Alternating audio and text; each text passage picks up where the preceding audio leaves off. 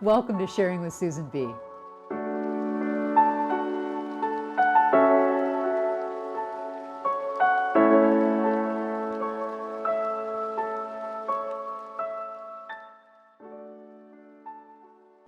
Hi, I'm Susan Blaine, and welcome back to Sharing with Susan B. And this is part 3 of our 3-part series with my good friend Don Lachance. We're talking about redefining loss and what loss really means, specifically the intangible ones that we don't always think about.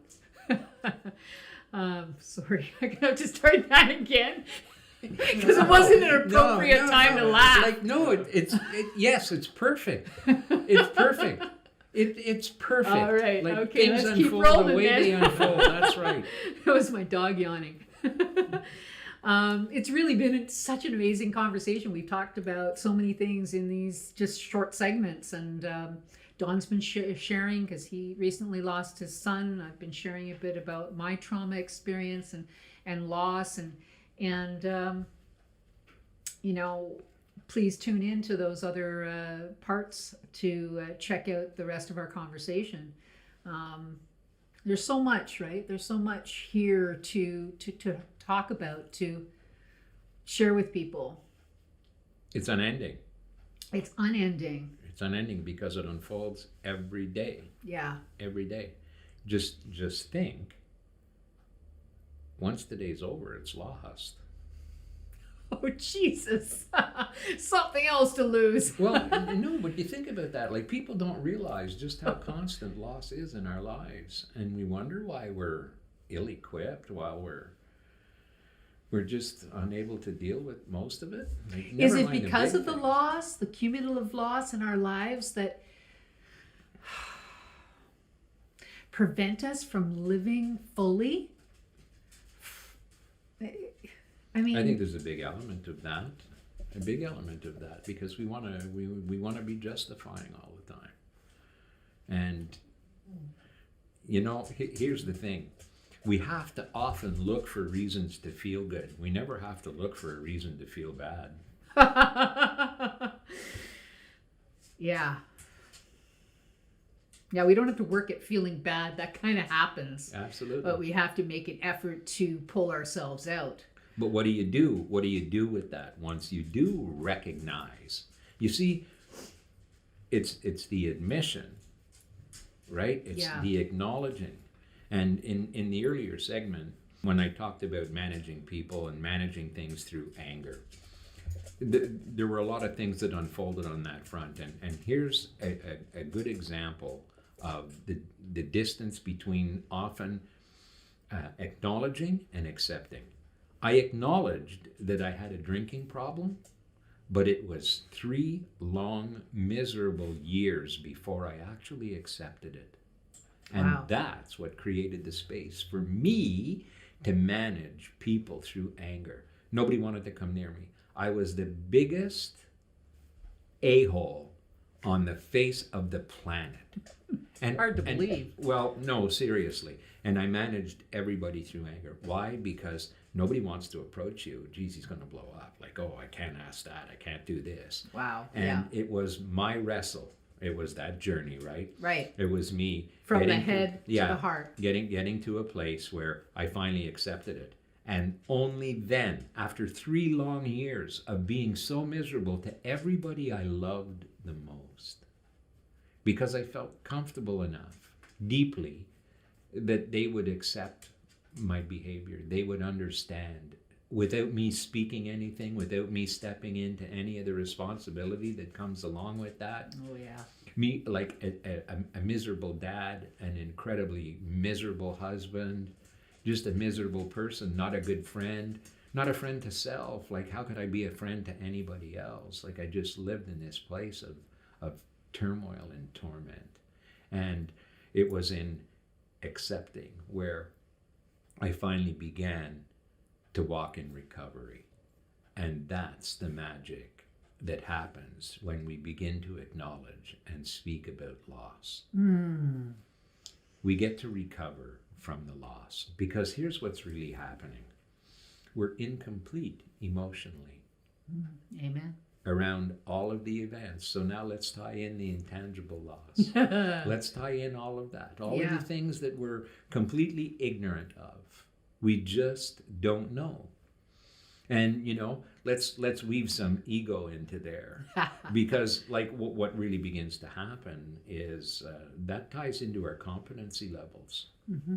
You know, when you don't know what you don't know, we even have expressions for it, Susan. Ignorance is bliss. Oh, yes. Right? Like bliss. Think about that. And then some smartass comes along and shares something with you, makes you aware of something, and all of a sudden, now you're consciously incompetent.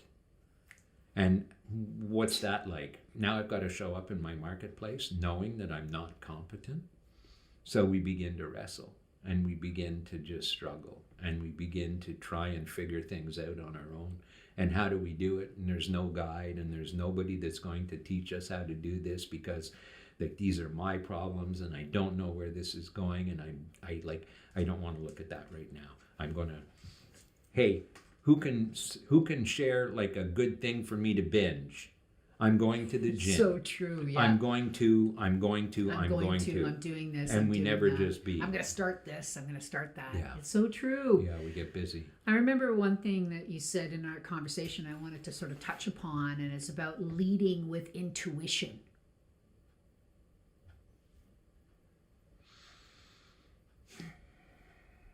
How does that help us? Leading with intuition. How does that help us get out of this cumulative loss cycle of behavior? Well, intuitively, we know we're hurting. Yeah, that's so true, right? we feel it. We do. We might not be telling anybody about it, but we feel it. And we don't want to open up, right? I developed a theory over the years that we often dress up shame-based emotion as fear. Oh. Yes. And we do it because fear is publicly accepted. Yes. You know, you start talking to people about things you're fearful of, and you've lost them in your conversation, because they don't care what you're fearful of. They begin conjuring up all the things that they're fearful right, of. As soon as you say it, they think about themselves. So you lose it. Yeah. But turn that lens around, and let's look at it as being shame-based. Okay. And I'll give you an example. Yes. We've got people out in the workforce, entrepreneurs, people in like just high-paying positions that the world looks at and figures, oh man, like they've got it all together. Oh, yeah. They've got the nice cars, perfect they've got the world. big house. Yeah, they've got the perfect world. Yeah. And those people live under that weight. That's comparable to telling someone that they got this, they're strong. Yeah, that's right. Right? That's to tie right. it back into that. Keeps them trapped. And guess what happens to that person? Like, they're trapped there. Yeah. And we look at what's unfolding in the world right now. Let's look at it just from a financial perspective. People who've lost their way. They can't talk to anybody. They have to maintain this air of success. They have to maintain this air of having it all together, of being in control, of not having to worry about that things. Pressure. Yet they're falling apart. Yeah. On the alcoholic's front, the alcoholic numbs with alcohol. The drug addict numbs with a drug of choice. Sure. And the people who are going through some of the incredibly deep emotional turmoil right now on the financial front have been numbing with credit. Wow. What a trap. Wow. And so it keeps us in this place where the world looks at us and everything looks okay to them, but to us, and here we are. And I don't have to look far for an example of this. I look into a mirror. I'm serious. Oh. Okay? And, yes. And most are trapped and suffer in silence because they can't reach out and talk to anybody about their situation. It's so shame-based. I'm hoping that change is going to change. The work that we're doing, the conversation we're having, that's our intention. I hope so too. Is to make it, I love this, safe enough to look over the edge. Yeah. Right? Because we all stand there. Yeah. We stand there looking over. Some people pushed far enough to the edge that it becomes suicidal for them. And the edge becomes the answer. I'm jumping. Yes. This is where I'm going to just lean in a little bit to one gender over another, only because I'm seeing it out there, and I'd love to do a series with men, just because of their position in the family, their position in the community, their position as leaders. Not that women aren't, well, we are, but depending on their generation as well, how comfortable and practiced they are at sharing. Not very. And they keep it all inside, and we're seeing suicides at alarming rates. Now, I know that the pandemic has added an accelerator to that, but it's an issue that's deep. Well, I think often people are looking in the wrong place. Like we hear a lot of it because it's being published everywhere. It's being talked about. Like, I don't think there are very many social media platforms that you can take part in where you don't hear somebody reaching out and screaming and yelling and raising awareness around the mental health issues that people are experiencing right now as a result of COVID. Yes. And a lot of what's unfolded. There's a deeper level. Yes, I agree. There's a deeper level to that. Because it's tying the emotional discomfort into this now. Like if you follow people like Dr. Gabor Mate, who looks at addictions, okay, and sees addiction as a symptom now. Yes. And what's it a symptom of? It's a symptom of deep-rooted childhood trauma. And so what is trauma? What is trauma? How do you define that? It defines itself for every individual uniquely. I don't know that there's one definition because it affects everybody uniquely. Yes. The same way our relationships unfold with people when we deal with loss and when we deal with grief. Nobody can. How many times have you heard, "Oh, I know how you feel"? Oh, I heard that a lot, especially comments on my posts. I've been through the same thing. Yeah, and people don't. Like, in a family, twins, identical twins will have a parent die. Neither twin knows how the other twin is feeling because your relationships with each individual, with everything, are 100% unique. 100%. And we as individuals are 100% unique. Absolutely. Like a fingerprint. No two are alike. Absolutely. Right? Emotionally, our emotional composition, no two are alike. So that makes a lot of sense. The complexity of simplicity. Ooh. It really is. When you can take a step back and you can look, when you can start from that base that we all feel, we're all experts at not feeling, and that's the world we want to live in. That's the world we want portrayed. How can you help? Or how can you get help when you strive and you battle to live in that place? Frig, it's exhausting, man. I've given up on that. I don't do it anymore. The trauma that I went through has changed me. And I think it's the stage and age of where I am in life too. But do you see this changing with what's happening in the world? Do you feel a shift? A recognition, an acknowledgement that wasn't there before? Yeah, I think it's happening more and more. Yeah. Like, when you stepped forward with the authenticity of your story, it wasn't because you were seeking really to go out and help somebody. You showed up and you talked about your pain, you talked about your angst. And those are the things that create the space for people to relate, people to say, "Oh my God, like, I wish I could have said that. I wish I would have been able to share that." And in doing that, the vessel begins to crack. Yes, I've noticed. And which is why I'm continuing to do this work, because I see the power of it. It's beautiful, right? Because the more cracked the vessel is, there's a couple of things happen. The light begins to seep in through the crack. Yeah. But more importantly, we become less of a fire hose for people, and we sit in quietness and allow them to come and drink in the goodness that we have for them. Oh, I love that. It seeps out. So we're not pouring it out. We're not pushing it at people. We make ourselves and our turmoil available for people to come and watch. They take it in that way. They drink it in that way. And it opens them up a little bit. Yeah. Yeah. Yeah, That's the because power of they it. come seeking. There's nothing being pushed at them. No. You know, and often that's what happens, right? Like it just creates codependency in families when you set out to help a family member It's true. accomplish something So or true. do something, right? Yeah.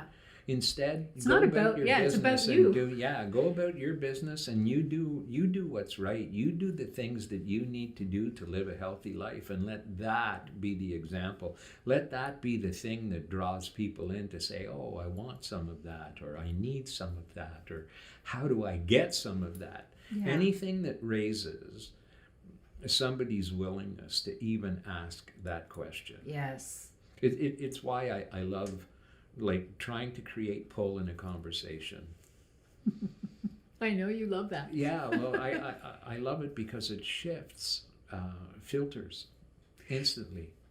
Because the minute somebody begins seeking their clarity, it does a couple of things. It impedes us from coming off like that fire hose and wanting to push all our Yeah. goodness at people.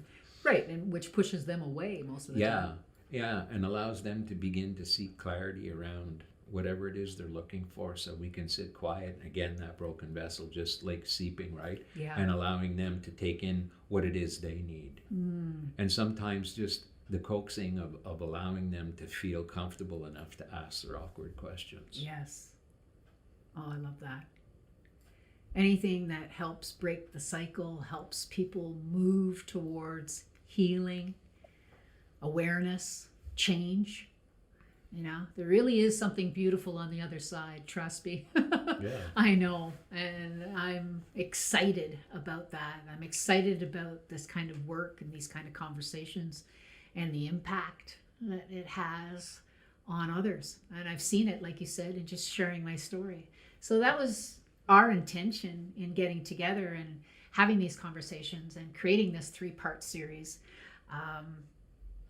And we're kind of running out of time on that, but we would love to hear from you, how this series resonated with you, how you felt about the conversations that Dawn and I were having and sharing. Connect with us through social media, through private message, through leaving comments on whatever platform that you're viewing this on. We would like to know if you have an appetite for more, because we can certainly do more, and maybe in different formats, and something maybe perhaps engaging where others can actually engage in live time would be really cool too. Because I've always said, when in my career, my former career in corporate, I often stood at the front of the room and emceed and spoke and gave presentations or facilitated them.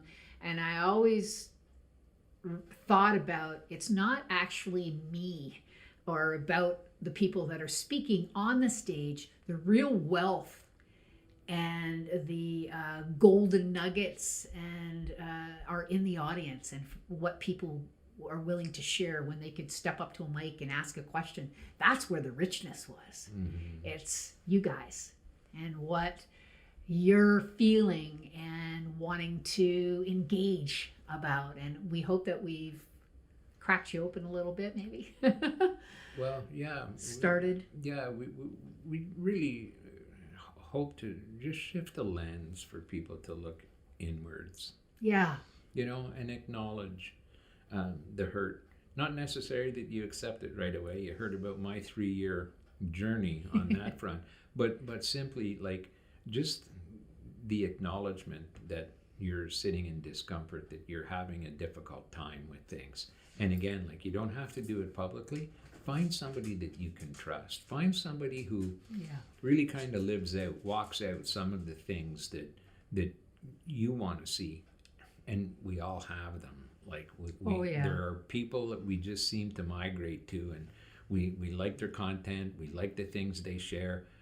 We often don't feel worthy enough to reach out and start a conversation, or to even broach any of the subjects that may feel us and may have us feeling trapped and things like that. So I just want to share that you're worth it. Yes. You really are.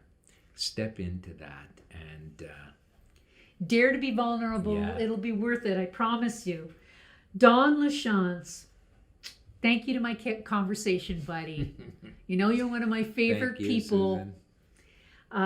And I really appreciate you. I love our conversations and would love to continue more. Thank you so much. Thank you. Thank you guys for tuning in and sticking with us and engaging with us. We hope that you do that. And we will see you next time. Thank you so much, Don Lachance. Thank you, Susan. You Always did a it. pleasure.